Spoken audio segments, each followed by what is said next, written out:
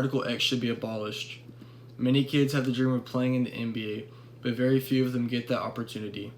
Imagine you're within grasp of your dream, you're playing at a college level, and then you suffer a career-altering or ending injury. Maybe if the NBA's Article X, or better known as the one-and-done rule, was not in place, you could have achieved your dream. This is why I believe the NBA should change the minimum age to 18 instead of 19. The NBA needs to abolish this rule for 4 reasons. These athletes are losing money, the NBA is losing money, these athletes are at risk of major injuries, and these athletes are already prepared to play at the professional level, and therefore they should be allowed to do so. When a player attends college, they are receiving no financial compensation for playing basketball. They are attending college in order to meet the age requirement for the one-and-done NBA policy. Many of these players are attending college solely to reach their dream of playing in the NBA. However, if an athlete is able to go straight out of high school, they would have 1 more year of NBA revenue. The average age of an NBA player is 26, showing that the average player does not play in the league for more than 5 or 6 years. By taking one of the possible years of their career out by forcing them to play college for a year, the NBA is making these athletes lose out on millions. Take Andrew Wiggins, for example. He was the number 1 pick in the 2015 draft, but he could have very well been the number 1 pick of the 2014 draft.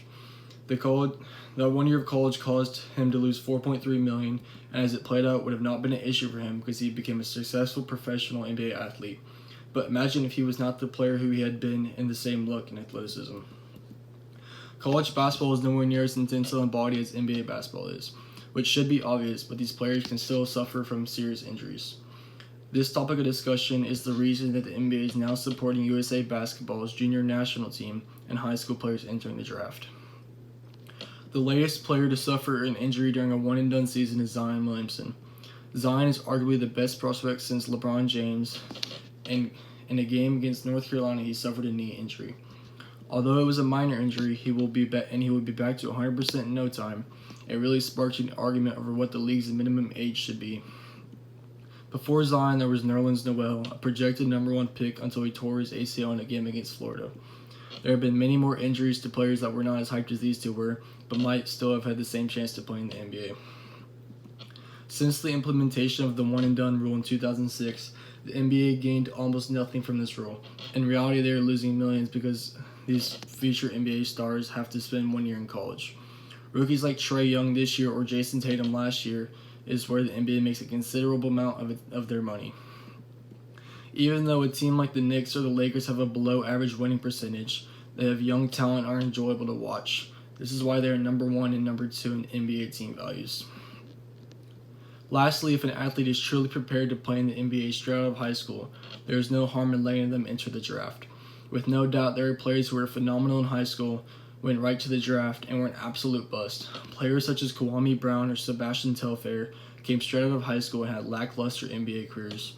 However, at the same time, players like LeBron James, Kobe Bryant, and Kevin Garnett are all all-time greats. Kwame was not a bust because he did not attend college, and LeBron would have still been one of the best players on the planet had he attended college. In conclusion, Article X needs to be abolished for 4 reasons. These athletes are losing money, the NBA is losing money, these athletes are at risk of major injuries, and there are some athletes who are prepared to play at a professional level and therefore should be allowed to do so. In the future, I hope to see players coming straight out of high school to compete with the best in the world. Thank you.